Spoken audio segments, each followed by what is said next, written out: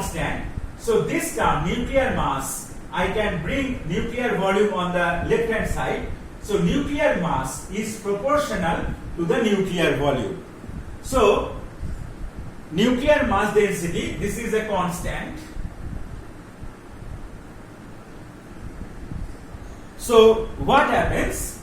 From here we can see that the nuclear mass is proportional to the nuclear volume. So nuclear mass is proportional to the nuclear volume. Okay. Now we have seen that most of the nuclei are spherical in shape. So the nuclear volume, I can have this expression, that is 4 by 3 pi r cube, where r is the radius of a nucleus. Now in my earlier lecture I said that r, that is the radius of the nucleus, can be written as r0, that is the nuclear radius parameter, then a mass number to the power 1 by 3. So if you put this here, so this will be proportional to, see, r cube, so this will be proportional to a. So nuclear volume is proportional to the mass number a. So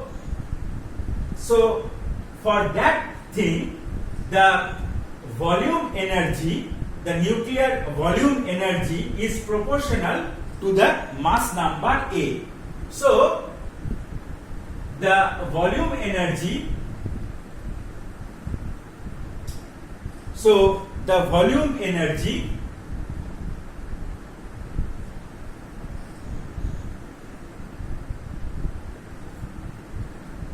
is proportional to the mass number A of the nucleus. So we can insert a constant, and that constant is AV, and we can write it as A. So this is the volume energy term. This is the first term appearing in the semi-empirical formula for the binding energy. So this is AV into A. Okay. So this term I have explained. Now I will go to the second term. Now this second term is due to the surface effect of the nucleus. Now this is the surface energy term. So second term is the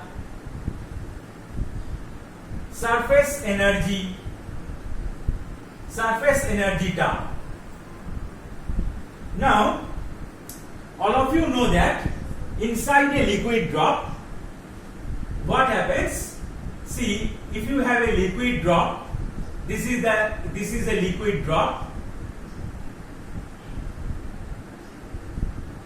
Now the molecule inside a liquid drop is surrounded by other molecules inside a liquid drop. But the molecule which is lying on the surface, see here, if we have a molecule, it is not surrounded by molecules from all directions, because here in this region we have no liquid drop molecules. So this molecule feels a downward pull towards the center of the liquid drop. So similar kind of thing happens in case of nucleus. See, in case of a nucleus, see, if we have a nucleus, this is a nucleus. Now suppose I have a proton here, plus sign. So I have a neutron here, I may have proton here, I may have neutron here. These are neutrons. I may have proton here. So a nucleon inside a nucleus is surrounded by the other nucleons. But the nucleon which is situated on the surface, suppose I have a proton here, so it is not surrounded by the nucleons from all sides. See, from above it is in this region we have no nucleon. So due to this surface effect, there occurs a reduction in the binding energy of the nucleus. So this is called surface effect. Now, due to this surface effect, the surface energy term, it is proportional to the surface area, that is the 4 pi r square. This is the surface area of a nucleus. So r is the radius of the nucleus. I have assumed that the nucleus is spherical in shape. Okay. Now, so this is, now you know that r is equal to r0 a to the power 1 by 3. So this surface energy term is proportional to, if you make square, so r square will give you, it is proportional to a to the power 2 by 3. So surface energy term is proportional to a to the power 2 by 3. Now I can insert a proportionality constant, that is as, so a to the power 2 by 3. Now since this surface effect results in the decrease of the binding energy, so we have a minus sign here. So we have minus as a to the power 2 by 3. So this is the correction due to the surface effect to the binding energy. Okay.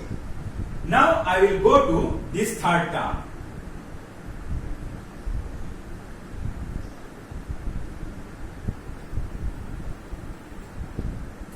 Now, inside a nucleus, you know that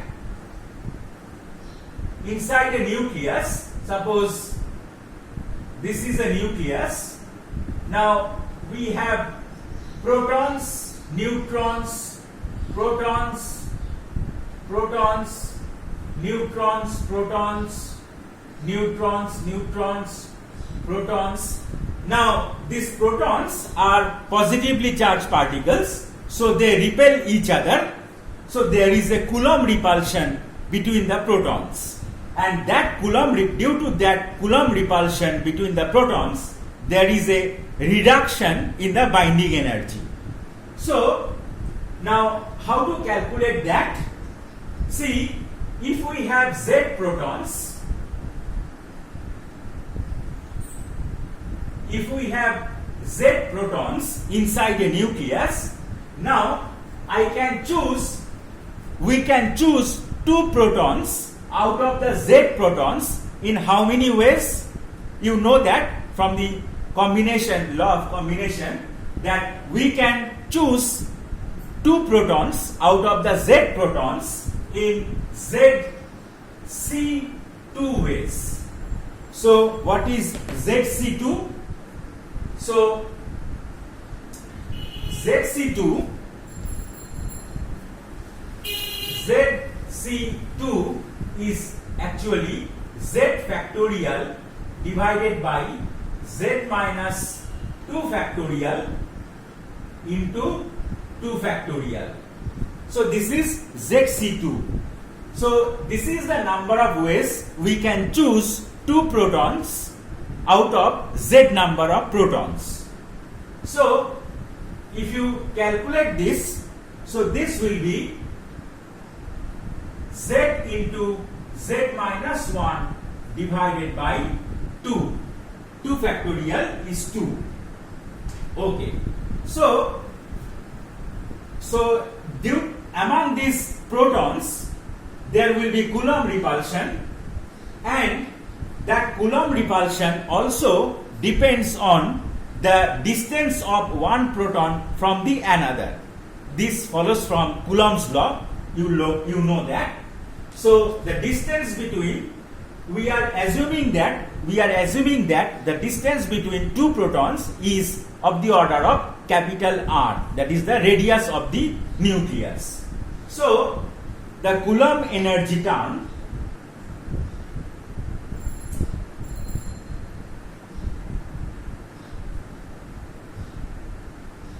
so our Coulomb energy term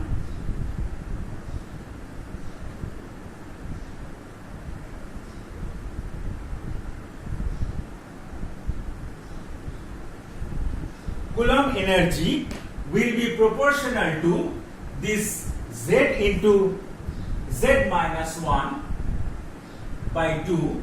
It will be proportional to Z into Z minus 1 by 2, and it will be also proportional to 1 by R. R is the distance between two protons, or this is the radius of the nucleus.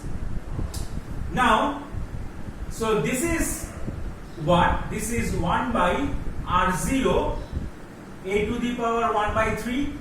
So this Coulomb energy, this is equal to this Coulomb energy, this thing, this I can write down as Z into Z minus 1 divided by 2 R0 a to the power 1 by 3. Okay. Now this I can write down 1 by 2 R0 as this AC. So this is AC Z into Z minus 1 divided by a to the power 1 by 3. So this is the Coulomb energy term. So third term is the Coulomb energy term, and this appears due to the Coulomb repulsion between the protons inside the nucleus, and that Coulomb repulsion results in the decrease of the binding energy of the nucleus. So we have a minus sign here. We have a minus sign due to that. Okay. Now I will come to the fourth term. Now this term is called the asymmetry term. So asymmetry energy.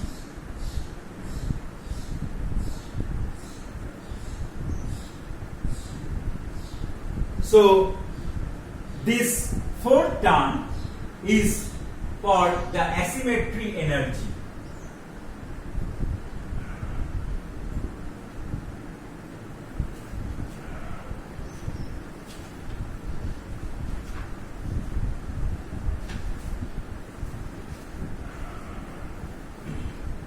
Okay, so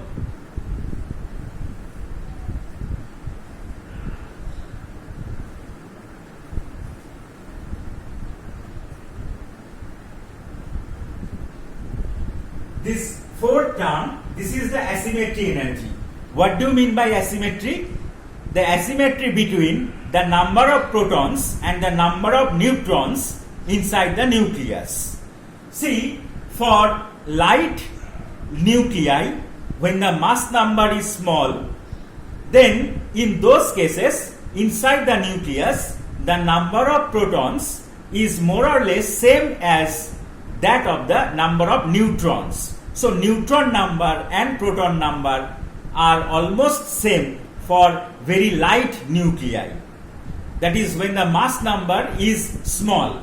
But when as the mass number increases, that is for the heavy nuclei, the neutron number is much more than the number of protons inside the nucleus. So there occurs asymmetry between the neutron number and proton number. So that is due to that asymmetry, we have a reduction in the binding energy.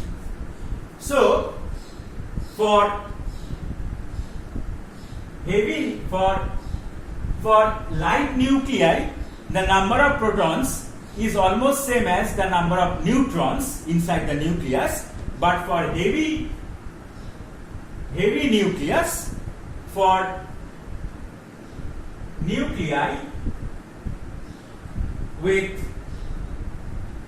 large mass number,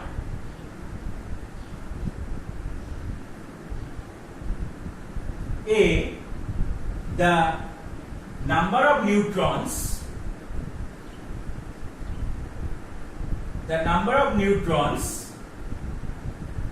is greater than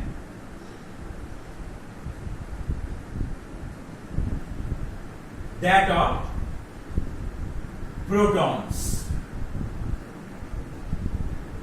So number of neutrons is greater than that of protons. So this leads to asymmetry between the number of neutrons and the number of protons. Okay, so this is the asymmetry. Now see,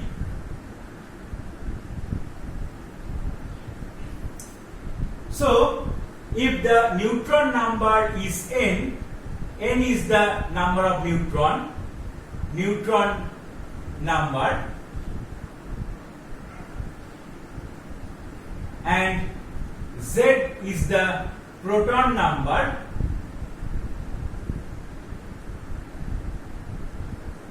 then A is equal to n plus Z, all of you know. Now this asymmetry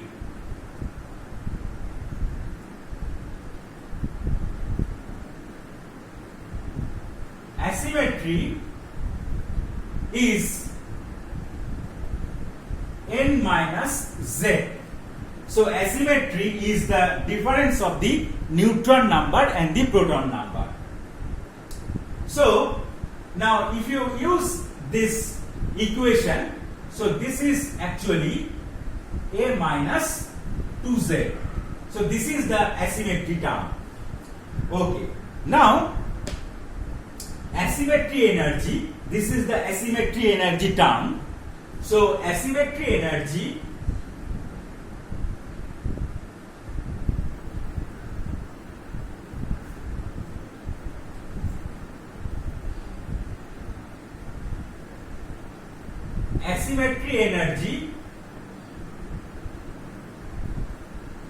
is proportional to the asymmetry between the number of neutron and proton, so n minus Z, and also it is proportional to the fraction of the nuclear volume contained by this n minus Z number of neutrons. So this is the neutron excess, this is the excess neutrons.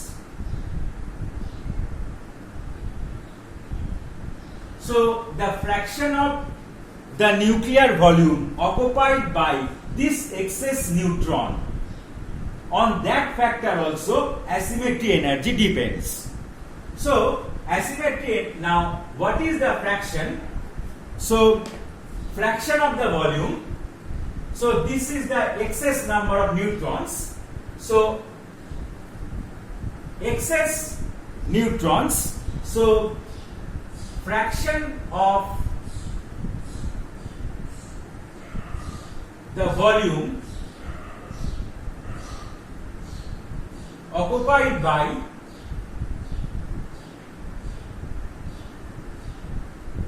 by n minus Z excess neutrons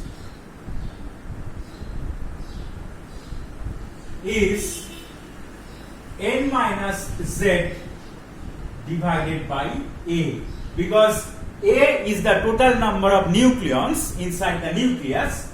So the volume of the nucleus is also proportional to A. You have seen while writing the volume energy term, we have seen that the volume of the nucleus is proportional to the mass number. So the volume of the nucleus is proportional to the mass number A. So the fraction of the volume of the nucleus occupied by the excess neutrons, that is n minus Z neutrons, is n minus Z divided by A. So the asymmetry energy depends on two factors. So asymmetry energy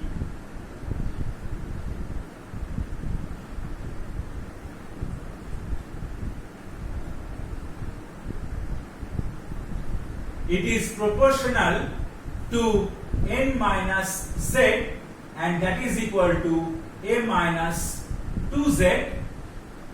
It is asymmetry energy is proportional to the excess number of neutrons, and also it is proportional to the fraction of the nuclear volume occupied by this number of neutrons. So this is nothing but n minus z divided by a. So this is equal to a minus 2z divided by a. So if you combine these two relation, so you will get this term. So this is proportional to, see, a minus 2z 2 times I am getting, so I will have a minus 2z whole square divided by a. So asymmetry energy term is proportional to a minus 2z whole square divided by a. Now if you insert a proportionality constant, that proportionality constant is an, so our asymmetry energy term is this. So we can write down asymmetry energy as an, then a minus 2z whole square divided by a. So this is our fourth term. Now this, due to this asymmetry, we have reduction in the binding energy of the nucleus. So we have a minus sign here. For that reason, we have a minus sign here. Okay. So we have discussed first term. This is the volume energy term. This is the surface energy term. This is the Coulomb energy term. And this is the asymmetry energy term. And this last term is called the pairing energy term. Now what is meant by that? So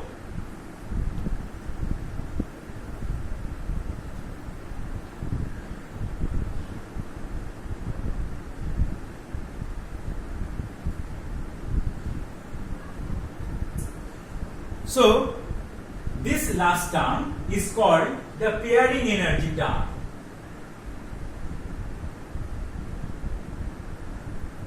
Pairing energy.